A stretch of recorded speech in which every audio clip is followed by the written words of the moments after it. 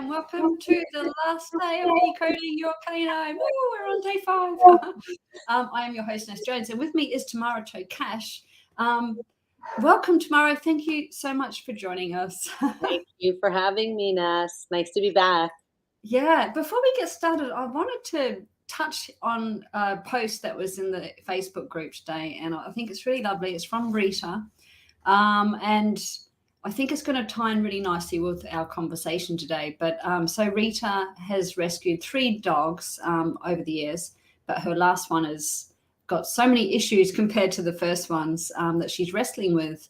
And she's been listening to the summit, and she says, I have experienced a number of trainers and advice in the last few months, some very unpleasant and counterproductive. The summit is the first time anyone actually takes off the pressure and gives permission to enjoy the dog and suggests the rest will follow. She says it's so simple, so obvious that it's the key to a good relationship and the foundation from which the so many issues can then be addressed. And I just think it goes on, but so anyone that wants to read that can read continue. But Tamara, I think that's lovely that she's, that people like yourself and the other speakers on the summit can give people permission to enjoy their dogs, as opposed to, no, your dog must do this, your dog must do that. What's your experience of that? Yeah, I mean, I think a lot of people out there, including trainers and experts, are under the guise of it has to be a certain way. And I know when I deal with a lot of clients, if they just hear me say, they'll actually say to me, I know this is terrible. My dog sleeps in bed with me. Or I know you're going to be mad at me.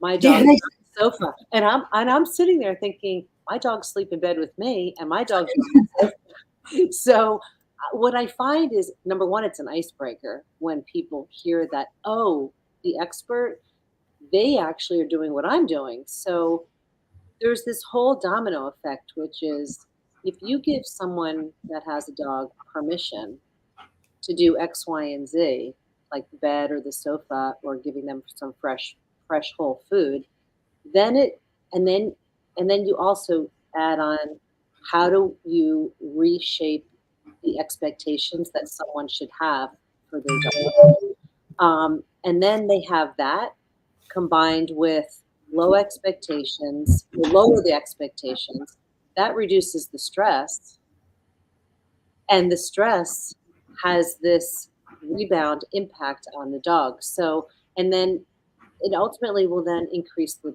dog's confidence. So if you have all of these increase, decrease factors, the overarching feeling in the household or the relationship with the dog is there's a lot more joy that wasn't there, right? I had a client the other day, the dog was sniffing in the grocery bag, and they were yelling at the dog to get out of the grocery bag. And no, that's normal. Or, a lot of people, they get very tense and they get agitated if dogs are sniffing each other. And it just requires a simple, oh, that's okay. This is how they communicate. This is how they get to know one another. And then again, once they hear that, they think, oh, really? I don't have to be some regimented dog mom or dog dad and be on top of them. And I think, just to that point with giving someone permission, there are a lot of helicopter parents out there with their 2-legged, kids, their little girls and boys. And it's very easy to transfer that onto our animals, whether it's our horses, our dogs, not so much cats, and I find that once you encourage people to just take a step back and allow them to be dogs within reason, you can see them blossom into the being that they are.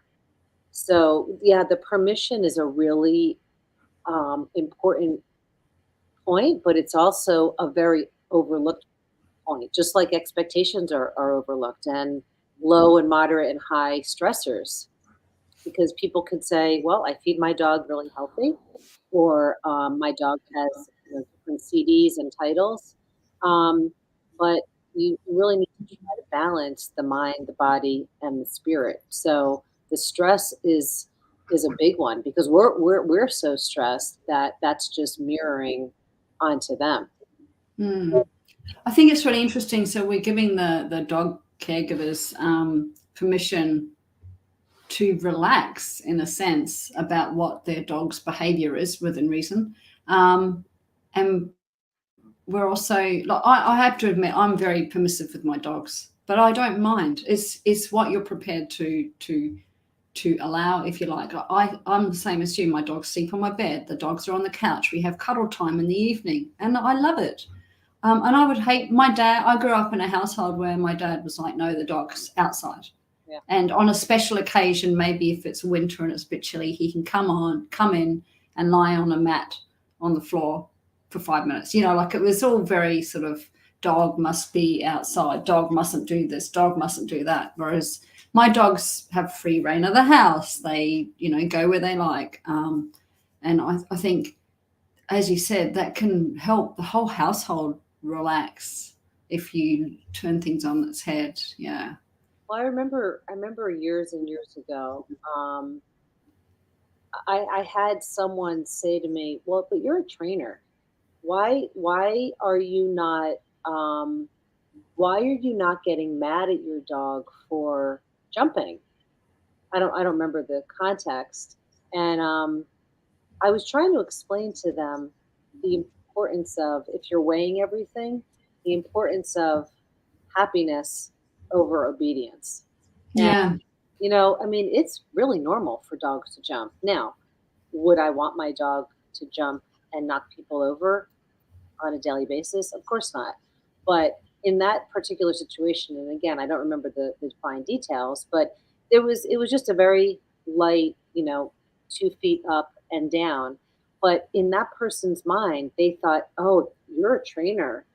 Your dog should just be in a statuesque position." And so over the years, I think people have come to learn and really embrace it's okay, if dogs are just doing, if they're just curious, because Mm. it's important to be curious, because we don't want them to be little mini robots. We brought them into our lives for a reason. And we can learn so much from them, but we're not going to be able to learn a lot from them if we suppress and shut them down all the time. Yeah, yeah, they've got little personalities. I mean, even for me, if I'm going to my dog training where we do, focused heel and obedience exercises and all that, I'm less. I mean, obviously, it's the sport I do is very precise, but I'm less about that side of things than how my dog feels about being there and how much enjoyment they're having and how much fun it is for them. Whereas you see the ones that want perfection and you see the way they treat their dogs, and I'm like, my dogs love coming to training, and my dogs maybe they're a little bit over exuberant, I won't lie, especially the mum, but you can see the attitude is completely different, and you take that onto a trial field where you can't be talking to your dog and saying, I don't want you to do that, blah blah blah. And my dogs look, the picture is beautiful, as opposed to the dog that's like, oh God, I have to do this right, or I'm going to be in trouble, sort of thing. And I think it's a big difference. And it's about relationship, isn't it? But then, of course, I mean, I'm talking about obedient stuff, but, what obviously we're talking about in the home as well, or, what a normal caregiver has to deal with. Sorry, I'm just got a question here. I'll just see who that is. Just bear with me 2 seconds. I'm just going to figure out the name. This is a typical. Here we go. So this is Jane. Jane asks. Oh, I've lost the link. Oh, my thing's not working. Oh, here we are. My mouse stopped working. So Jane says, I have a question. I have a 2.5 and a 1.5-year-old Labrador. The young one occasionally has episodes where she shuts down and doesn't want to move at all. It's clear she's frightened of something. There are times I know what the trigger is, a gas or diesel generator, music band playing, fire. These recent episodes are a mystery to me. I can't identify a trigger. I try not to react and find some trick or behavior to snap her out of it, but sometimes I just need to drag her with me. Mm. Well, in a situation like that, and her name is Jane. Jane, yeah. She's awareness is one of the first steps. So she's fully aware of what her dogs are doing and also what they're not doing.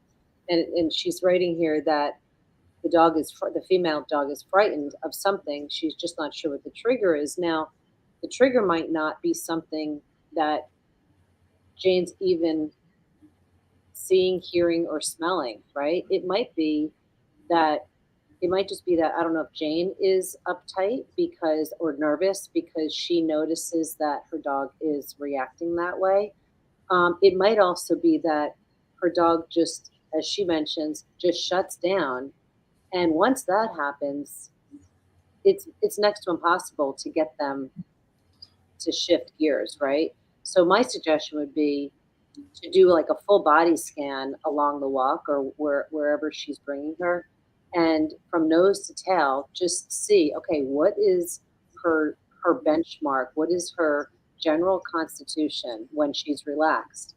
And then along the walk, if any of those things change, if she starts to get tense, if her respiration is changing, if she's panting a lot, if her dilatation in her eyes is changing, all of those different things. If she's not engaged as much, like what's her biddability? Is she not willing to connect 5 minutes before this type of shutdown happens? Because then if Jane can catch her before the complete shutdown, she'll have a much more likely end result to just shift gears and be able to move her out. Yeah, it's a tough one. I mean, we don't always know why our dog's reacting, do we? And I mean, you think of how amazing dog's hearing is compared to ours. And you think of, like, my boy is storm phobic, for example, and it's garbage day here today. So he's having a bad day because he doesn't like the rumble of the trucks.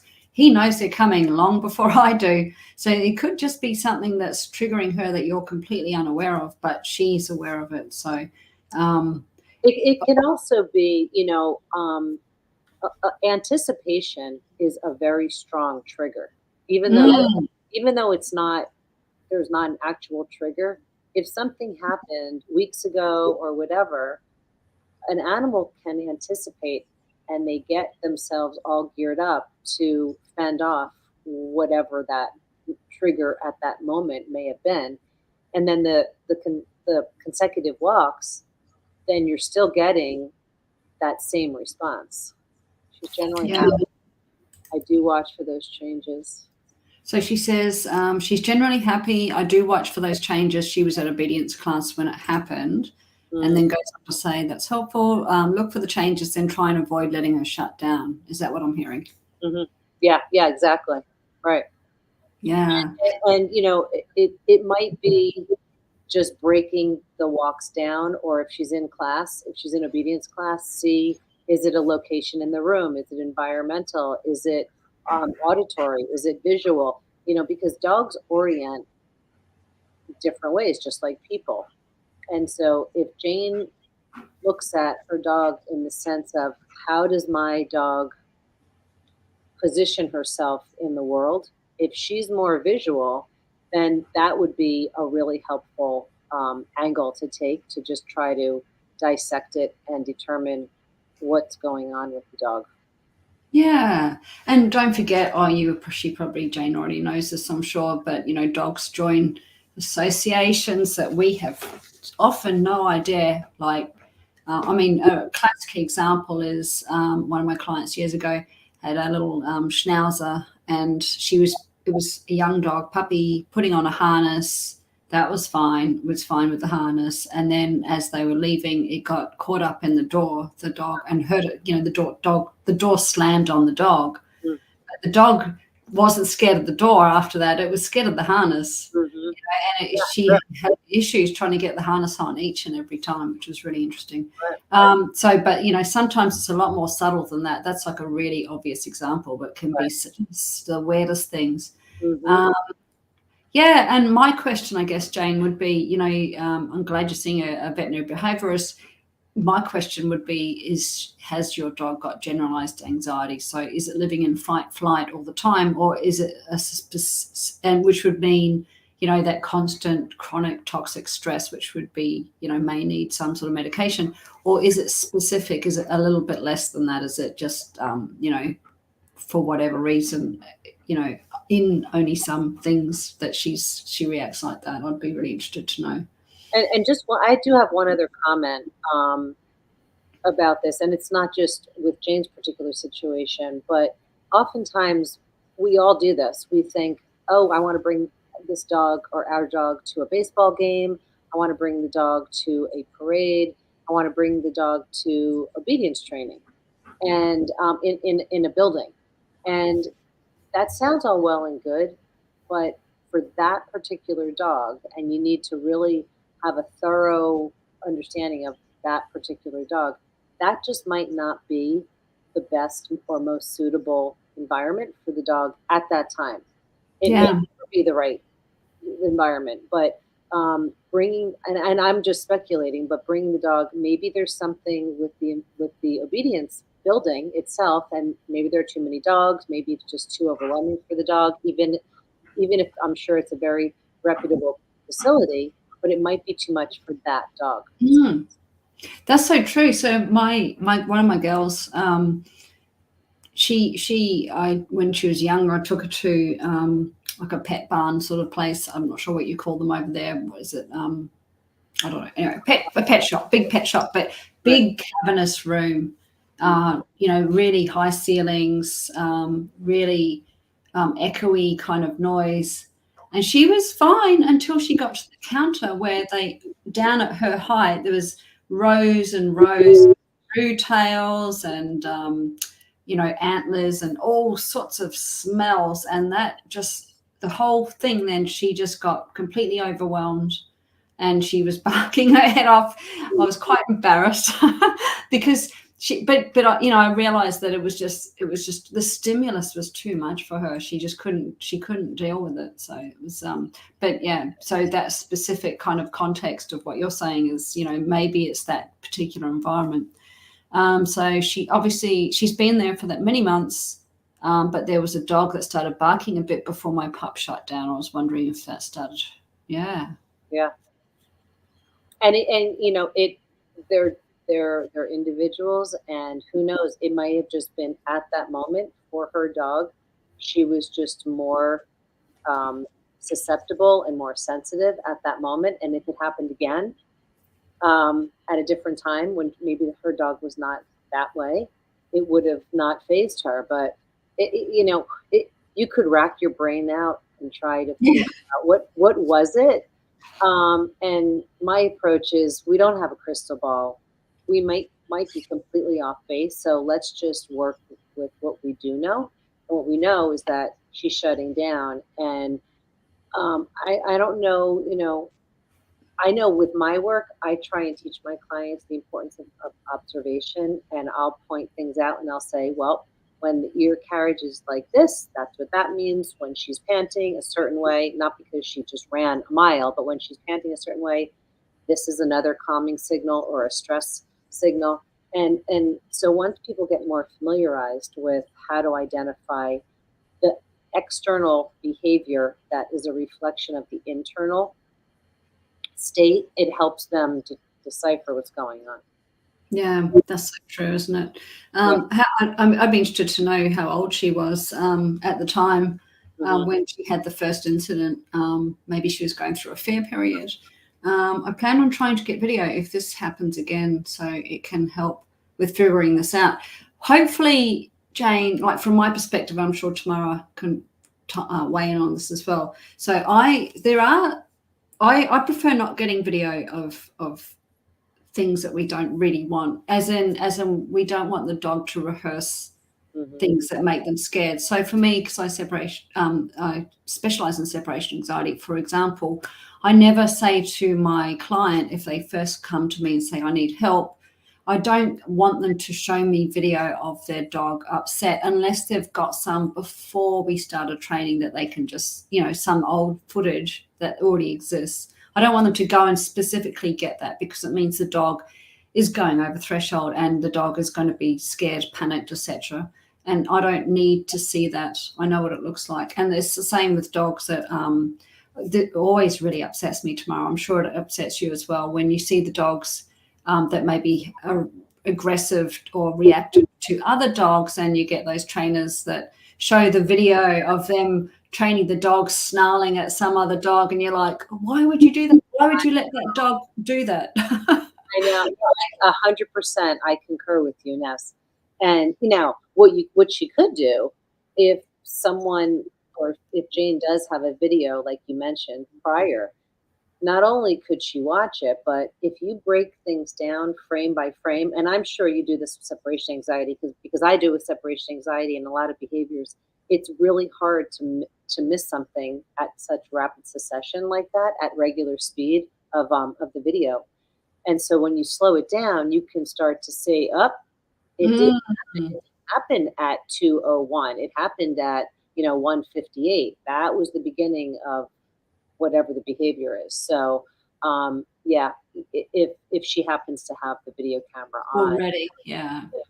And it might just be that Jane is, like we were talking before, that anticipation of, oh gosh, if this happens in this training building, I don't know if it's going to happen again, and then her dog picks up on that. I think the idea of, if you have got existing video and going through that frame by frame, I did a really interesting experiment years ago. So the two dogs behind me on the wall, the Rottweiler and the Malinois, were playing. He's passed now, but they were playing in my backyard, and I recorded 1.5 minutes of them playing. 1.5 minutes, and then I put it on the computer, so nice big screen, and I went through it frame by frame, and gosh, it was so enlightening. I missed so much stuff. Like, I could see stuff in the split moment, maybe there was a look away or whatever it was, but when you actually go through it frame by frame, you see so much more. It was fascinating. Okay, so she was about a year old when she first shut down at a craft fair. Good to know as well. Yeah, right? Yeah. So that was that goes back to the point when I was saying, we have good intentions. We want to bring our dogs to a soccer game or what have you, but sometimes for that particular dog in that particular environment, it's just not ideal.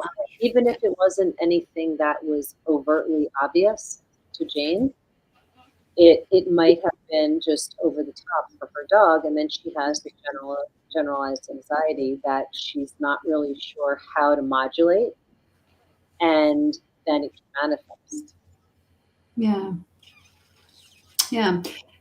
Anyone got any questions? Anybody watching that wants to ask Tamara a question while she's here with us, please do. I think that's good advice, solid advice. But yes.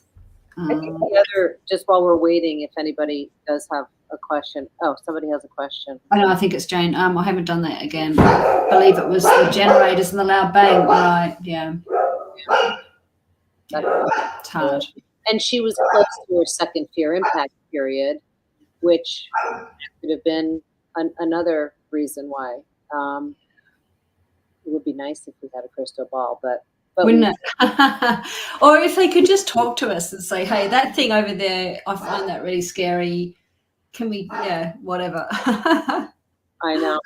But they do, right? So while we're waiting, hopefully someone else will be typing a question. But let's talk about communication. So I say to my clients, we have to understand what they are trying to tell us. Even if they can't verbalize it, they show us with what they do, maybe barking is one way, but, they're understanding their body language and what they look like when they're happy and relaxed, so we can determine when they're not, and when they're not, what that looks like for them in particular, because they're individuals just like us. And what is it that they do? What are they trying to tell us? Why?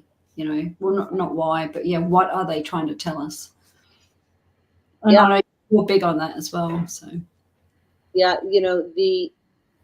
I think you had asked me this when we did the interview. I can't remember. That was such a long time ago. can't recall exactly, but I think we were talking about what is a big challenge when I'm working with clients. And I had said expectations, and many people have unrealistic expectations. And I think at the same time, I might have mentioned this, so I apologize for reiterating it, but it is worth saying it again. We're verbal animals.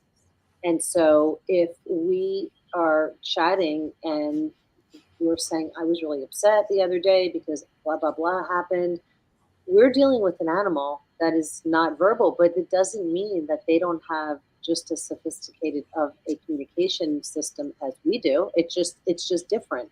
And one of the quickest means of how I find that helping a client with their dog is to omit the verbal and have them just use hand signals and body language. And if they do that, it just opens that floodgate of, oh, okay, now the dog, a light bulb goes off. Okay, I understand. That's what you want from me.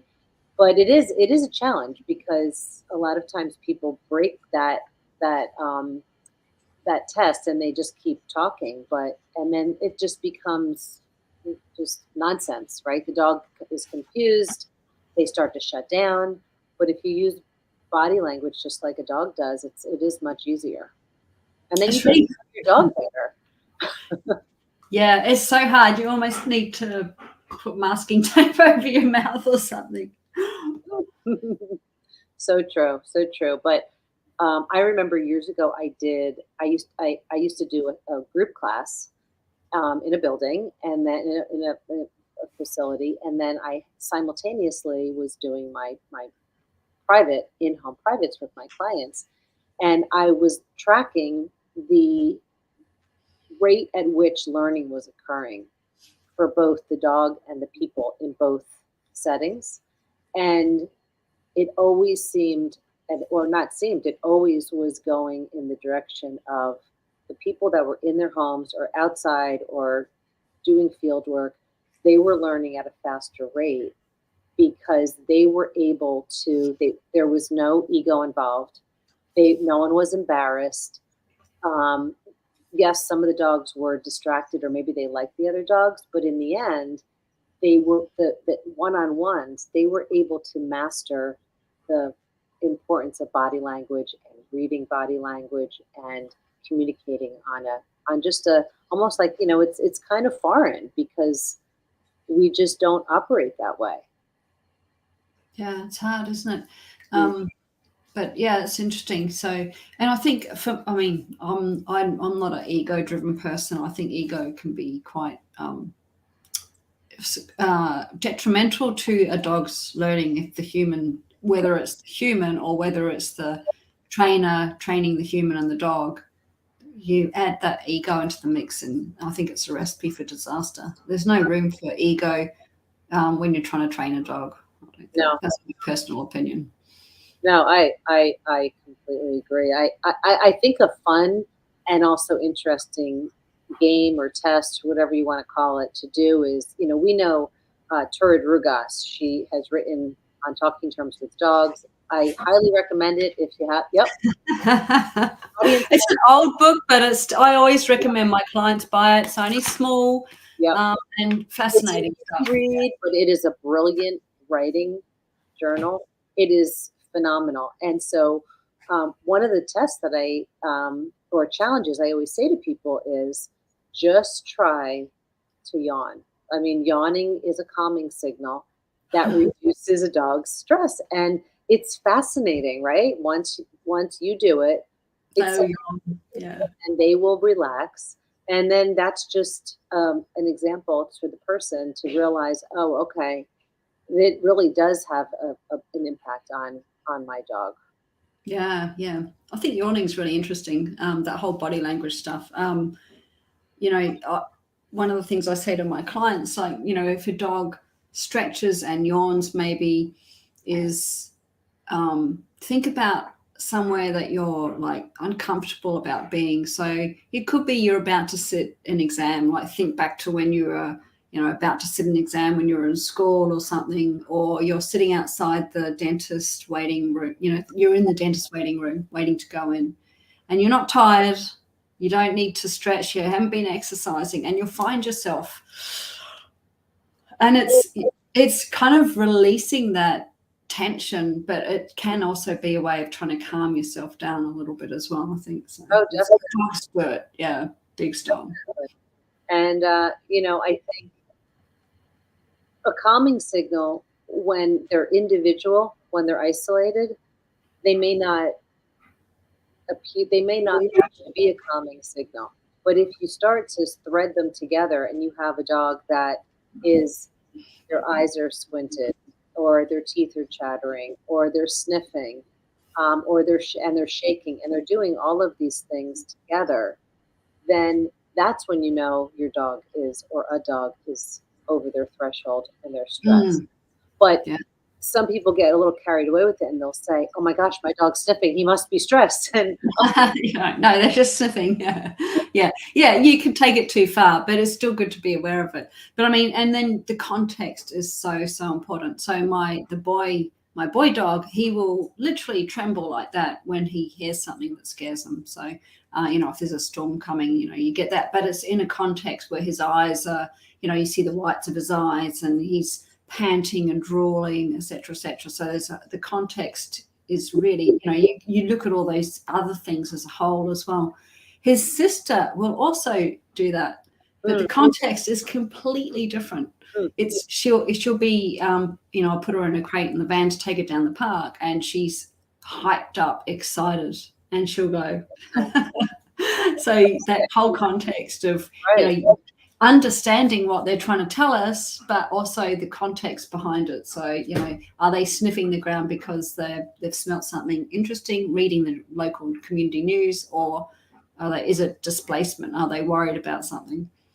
Yeah, and I think also our response or lack thereof can either it can either help or hurt how they're feeling. And I see it a lot. I see it what if I'm in a vet hospital. I see it with clients. I see it if I'm just walking around in the park and someone has their dog. And what I do notice is, and it gets magnified because so many of us are attached to our phones, that we put this, it puts a wall up between us and the dogs. Yeah. And in addition to that, it makes anything that we're saying disingenuous. It's almost, we're multitasking. We have the phone, the dog's on the lead, and they're doing something, and we're saying, let's go, and we're really not being present at all. And that disingenuousness, the dogs pick up on, and really what they're looking for is they just want to be validated, right? So it's like if the dog is barking and someone yells at them to be quiet, that dog is likely going to continue to bark. As opposed to if the dog is barking and you say, "Oh, hey, Gunner, thank you. Who's out there? Thank you for doing that." That will just dissipate, because then they realize, okay, she understands that I was trying to tell her that there was a person, a squirrel, a truck, etc. out there. So, there's a lot of ancillary things that really have a major impact on a dog's overall well-being and their behavior. But I don't think a lot of people realize the magnitude of those ancillary things. And so I think our job is just to put it out there, and communicate that to our clients and our just the mass public. And it could be something like, you pet your dog, like a really genuine pet. You make eye contact with your dog. I mean, it's not a lot of people even make eye contact with other humans nowadays. Yeah, that's true. Yeah, I always make eye contact with my dogs, and they seek it out as well. Definitely. I've mentioned this, and I can't remember if it was this summit or what interview it was, but years ago, my first Rottweiler as an adult, and I went to this training school, and we were told that we must it wasn't, training evolves all the time, thank goodness. But now if I wanted to teach eye contact, I'd use food and, bring the food up to my eyes and, reward. But back then it was like, no, you must force eye contact on a Rottweiler. I mean, this is the worst advice ever, right? So I would drag him off into a room, grab hold of him and stare at him like that. I know you're shaking your head, and I think of it now and I think, oh my gosh. I know. I wasn't a trainer then. I knew, first dog as an adult. And I'm doing that to a Rottweiler, and he, bless him, he was like, I don't want to look at you, like this is like really confronting for me and wondering how much damage did I do to our relationship? Do you know what I mean? Like, eventually, I only did it 1 or 2 times, and I'm like, this is not me, and it's not nice, and it's not nice for him, it's not nice for me, and I know I've been told to do this, but no, I'm not doing it. So yeah, it was and I think that happens to a lot of people, whether it's with their dogs or their kids or work or what have you. They might be told and instructed, this is what you do. Yeah, by the expert. Yeah, but either right out of the gates or over time, they know in their gut that it's not right, and then they make the change. I had a client years ago that said, I think she had retrievers.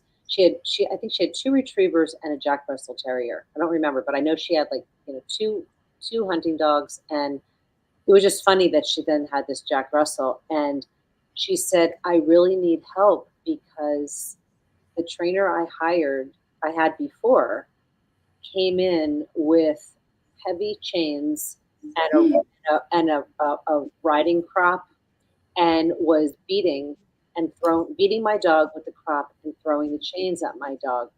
And I just thought, you mean, that's just common sense, right? That's just inhumane. But when people are paying someone, or if they know that they're an expert, they think, I don't know, maybe they do know this is the right way to do it. But I think people are starting to, they're using more critical thinking. They're starting to just say, hold on, I'm my dog's advocate. I know you might be the expert, but for my dog and for me, that just doesn't work. And those people need to be applauded, because I'm finding there's more and more of them. Yeah. And I don't know, maybe it's that they have access to YouTube, or their dogs are more part of their family than they used to be. Sure, there's a number of reasons, but yeah, you just know that it's not right. Yeah, for sure. And I think that applies, advocating for your dog, obviously with the trainer that you get in, but also even at the vets, like some vets want to do X, Y, Z, and in your heart that it's maybe not right, and they're the vets, and they're the experts, and they've studied for years and years and years. But I think if you're not comfortable with what your vet is telling you, then I think that is also get a second opinion. You aren't, whatever you can do if it's making you listen to your gut, I think is that thing, isn't it? So important. Yeah, you have to. And as we age, I think as children, we do listen to our gut and and we use a lot of intuition. But then as we get older, society and just life in general starts to make us doubt that and turn our head away from that voice, that inner voice. And then it does get us in trouble when we don't listen to our gut. Look, as a female, I think in particular, and I don't want to turn this into a conversation about the way we're brought up, but I am going to touch on it, is as a female, I was brought up to, well, as my brother was as well, but I think more for girls, like we're brought up to respect authority and do what we're told. And well, at least back when I was brought up, I don't know, maybe it's a little bit different now. But yeah, and so I was taught that if somebody in authority tells me, or somebody that knows more than me tells me to do something, I do it. but now, you get older and I start questioning things. Well, just because you said it so doesn't make it so, so I think that's really important when we're talking about our dogs and advocating for them. Yeah. And also, us to be curious equally as important as why we need to allow our dogs to be curious. It can't be one way for us and a different way for them, right? It's not fair from my perspective to say, well, it's exceptional that you're being curious about all of the different ways to approach a dog that has separation anxiety. And then if the dog is sniffing outside or trying to get into somebody's garden, that they're screamed at and locked up and tethered and put into a crate. So you can use all of those natural instincts to channel them to a place where the dog can flourish. And I think, I was thinking the other day, what are some of the similarities with, humans and dogs? And just as a human, having a gratitude journal that I like to do and just thinking of the things that I'm grateful for. I mean, it does promote overall wellness just because it helps keep you in a state of you're present, you're more aligned with who you are. And I find that if that can be transferred over to dog guardians and people that have dogs and have them focus on what are your dog's strengths? What are you grateful for that your dog, for your dog? Instead of, well, my dog drags me down the street. And they're only focused on the teeny thing that the dog is just having a challenge with, by the way, is one of the hardest things to teach, right, and learn. So trying to just focus on the positive, and I'm not saying overlook and ignore the negative, but it's similar to when I interact with people and they're saying, no, no, no, no, no, no, no, no, don't do that, stop, bad dog. And then when I suggest to them, omit the word no, and just acknowledge all of the things that your dog is doing that you want them to do throughout the day, it changes the whole game is changed, right? Yeah. Because then there's that communication, there's that acknowledgement, and it's positive. Yeah, that's so true. I mean,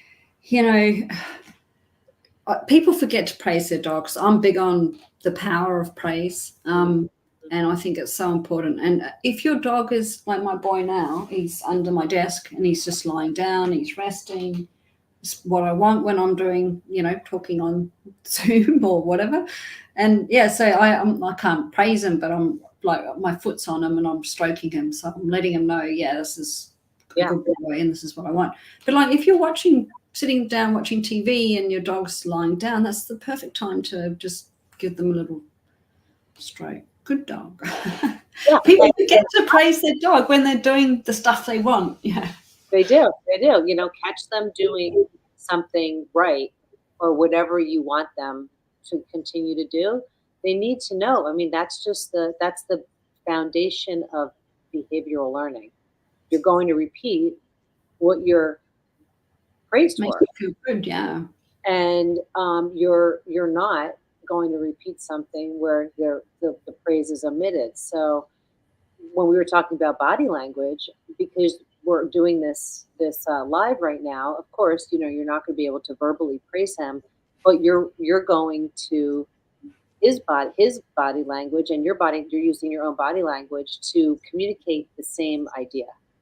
Just because you're not saying good boy or that a boy or whatever you would normally say, you petting him with your foot is still conveying the same message. Yeah, exactly. If anyone's got any questions, please ask them while we're on here. But let's talk about, since you mentioned it, about walking down the street with your dog pulling. And if we're looking for the good behavior in that, you're looking really, at those moments where there is no pulling. Maybe your dog's checking in with you and rewarding that and building. But how would you go about addressing that? Well, I mean, before I even would address that, I would say it goes back to connection, because the second we walk out that door, we are in immediate competition with the environment. And that doesn't mean just a person or a dog, another dog, or cars going by. We are in competition with everything: the sights, the smells, the sounds, the texture, the surfaces that the dog's walking on. So once we understand that we need to be exciting, right? We can't just walk down the leash With our phone. with the leash, right, with the phone, because that's going to make that's going to deteriorate whatever connection is there. So my first suggestion is the phone stays either in your pocket or at home. And before you leave the house, just, it's not, again, this is giving someone permission. It is not the end of the world. And I still do this with my dogs that walk beautifully on a leash. I take really yummy food. I might have steak left over from the night before. I might have chicken, whatever it is. And that goes in my pocket in a little bag. And I have just a few pieces, depending on how long the walk is. And they know, okay, we're right here. I got the goods, and you can sniff and you can have a ball because this is your walk, but you need to check in with me. And so that kind of sets the pace. And then there's a lot of verbal praise, there's a lot of physical petting, and then we get going. The first 15 minutes of a walk, I encourage people just to let their dogs sniff, because that's the toughest part of the walk. People, they leave the house and then they're in battle with their dog with the leash, and they just need to sniff. There's new smells out there that they need to get. That's also a de-stressor to let them sniff. And then just what you were saying before, Ness, which is when they check in with you, excuse me, you would then offer verbal praise, physical praise, and a high value food. My other favorite is just, you just stop walking. They start to pull, you just stop. You wait for them to look at you and put slack in the leash, and then it's like the red light, green light. So those are some of the things I would do. I would make sure that you're not. A harness is great. I love them. They're taking all the pressure off of the back, the spine, etc. But they do create a lot of pulling. So you just need to be aware of whatever gear you have on your dog. Are you using it the right way? Is it creating a hindrance? What role does that play when you're walking your dog? But you have to connect with your dog. That's the big one. They need to know that you're on the other end of that leash. Yeah, for sure. And Jane says, when I walk my dog, if she doesn't make the leash taut, I tell her what a wonderful dog she is. Yay! And she gets a cookie. When she pulls, I just stop. She still pulls at the beginning of the walk, but she pulls a lot less. Yeah. She's doing that. That's exactly what I would suggest. And I mean, she could do other things, or other people could try different approaches.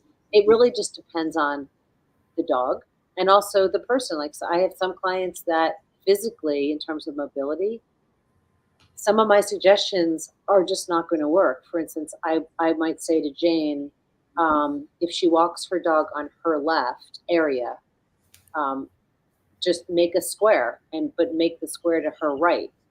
So she's walking away from her dog at each of the four corners. But I wouldn't suggest that to someone that has a mobility issue, just because that's kind of a recipe for somebody to fall. Yeah. So there are those types of things. And then I find that sometimes people make their walks too long, or when they're trying to teach their dog to walk on a leash. So if time allows, if you can take what would normally be a 30-minute walk and maybe break it down into like a 10-minute walk 3 times, because then you're setting your dog up for success. You're not giving them too much all at once, and then you're also not getting frustrated.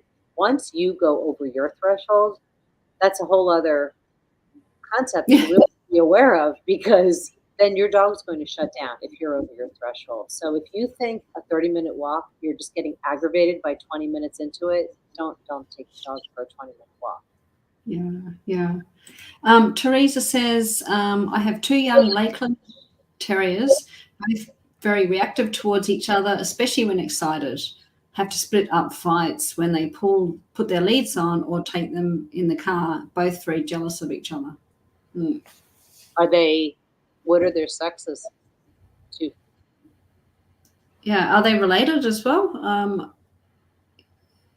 Lakeland Terrier. Don't get them over here. Lakeland Terriers are not common in Australia. Yeah. We'll just give her a second to respond. Yeah, I mean, that redirected aggression stuff's hard. When they, that sounds, that they're so excited that they're just like. Yeah, I mean, while we're waiting for her to answer, my first thought is when you have reactive behavior like that, male and female, when you have reactive behavior like that, and you have more than one animal with you, it's really a challenge to try to be successful in handling them both early on in the training simultaneously. So my first suggestion would be split them up and get each one on some type of I don't want to say program because that sounds very regimented, but if they both understand independently of each other how to walk on the leash, and then you introduce them again, just it might be a 5-minute walk rather than a 30-minute walk. It might be you have one on the left quadrant and one on the right quadrant, and you're not walking them on coupler or on the same side, because it might be a whole space issue that maybe they're fine, but you just have to give them some wiggle room. So it might be that might be a first step for her to do.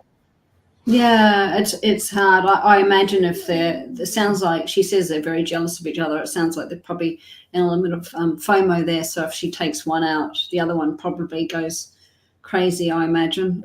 Yeah.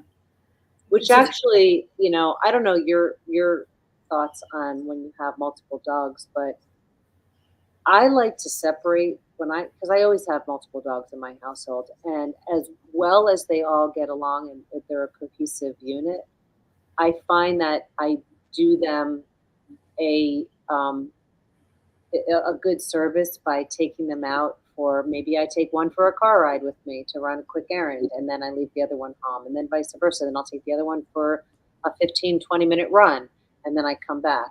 So it doesn't have to be every day, but I think it just builds confidence for each dog or however many dogs that you have in both types of situations. The resident dog that's in the house, and they know how to get through and navigate through the house without the other dog, and then when you have the other dog with you. Yeah. And it's bonding, between you and that other dog. Yeah, and that's what I was going to say. Actually, I like that because that relationship with just you and the dog that's with you as well gets stronger as well. Yeah, definitely. Yeah. Okay. Any more questions? Anybody? I was going to say something to you. Just briefly. I mean, we've talked about dog training, but I actually, because you said you don't like the word program because it sounds very regimented. I'm trying to phase the word training out for myself as well, because I had this conversation with Marilyn Mealy, and she uses the word educate. So because she used to be a school teacher, so yeah, dog educator, which I really like. But I otherwise coaching the humans as well. But training does sound so. When you've got a dog, sure, train them, but how about we change the wording, and look at what word we can use instead. That goes with dogs. Boise, come here, baby. Yeah, I like educator. Coaching is great because that really is what we're doing, and we're coaching and we're educating both the dog and the person, right? Yeah, I don't like the term training because it also intimates that it's one way. Yeah, that's it. Yeah. It really has to be there's this symbiotic relationship that we all really should be striving for to have with our animals, and I know. I did change years ago when I wrote my first training book, educating book. I I couldn't use the word command, so Oh yeah. I did away with it because I just couldn't. It didn't feel right. It just sounded too dictatorial. So yeah, I like the term educator. No matter what we use, though, it really comes down to trying to support and nourish the relationship that we have with our dog, and embracing them for all that they are, and learning from them. I mean, they are here for a reason, and we can learn so much about them and about ourselves if we just allow them to be who they are. Yeah, exactly. Yeah, for sure. Um, Touching back just briefly on the whole praise things, Yeah. my dogs have been very silly. I don't know what's going on. The whole praise thing, I think, is also. I mean, I suppose you can fake it until you make it, but I think if you're telling a dog that it's a good dog and it's doing the right thing, mean it when you say it. It's all well and good saying, "Oh yeah, good dog," but to say you are the best dog in the world, and I think you're doing something really good, like being quiet. um, that it's just makes it all the difference to the dog because they know when you're faking it, don't they? Oh, Like know. they totally think if you just go, "Yeah, good dog, here's your treat," as opposed to "You're amazing," Well, and you. and I also think really quick because I know you have to wrap up, but I find that when people use the disingenuous praise, it actually feeds into the dog's stress or anxiety, and I see that a lot at vet hospitals. And I know the vet techs and everyone, they're just trying. They have good intentions, but they just aren't really familiar with canine behavior. And I I walk in and I see, oh my gosh, they're making the dogs more stressed in the waiting room of the people that are there with their dogs than they already walked in with. So yeah, dogs are so real, and they're so transparent, and they don't have size of some false narrative. And again, it's just something that we can all take a good lesson from, just being Yeah. real. Um, I can't. Oh, this system just doesn't work. So I'm just refreshing to see who made this comment That's in okay. Facebook. Um, I don't know what's going on. Oh, Jane says she doesn't mind the word train because they also train me when we work together. Yeah. Okay. Yeah. That would be a good post. What other word would you use in place of training? See what people come up with. Yeah. Yeah. That's a good post. Yeah. I think my husband is home. I think that's why he's I know like, my husband. Daddy's home. I What's hope that? my alarm's not going to trigger and make a noise on the computer, but at least they're happy that he's home, that their daddy's home. Yeah, yeah, yeah. I need to train my husband to be a little less yelly at them because he does get sort of, oh, shut up when they're barking, and I'm like, you don't need to do that. I know. That would be another good conference. Training Yeah, the husbands. training the husbands. Oh my god. Yes, that would be. It's probably nigh on impossible. But there's it that touches back on when you talk to your husband constantly and it just becomes this noise, doesn't it? If they aren't present, you're just like blah blah blah blah blah blah blah blah blah blah blah, and they don't hear anything. And I think if we're constantly doing that, yeah, they start to tune out. And I guess our dogs do that too, which is why you were saying try to train without verbal. Hmm. Yeah. So how do we train our husbands without verbal? What's this? Mine too. I guess it's the. Microphone. Yeah, I think so. Yeah. Yeah. Oh, we shouldn't be husband bashing. That'll be a year-long course. Cool. Well, we might wrap up. But But thank you so much. Oh, I saw a dog behind you. That was one of mine. Because my husband just came in too. Ben. All right. Tamara, thank you so much for joining us. It's been an absolute pleasure talking to you as ever. Thank you for having me, Ness. It was so nice to be here with your audience. It was a wonderful summit. Can't wait to play anything that I missed. Yeah. Oh, you'll get all that. So yeah. Thanks. Thanks everybody for watching. Have a good weekend, everybody. Have a happy weekend. Thank you. See ya. All right. Take care. Bye-bye.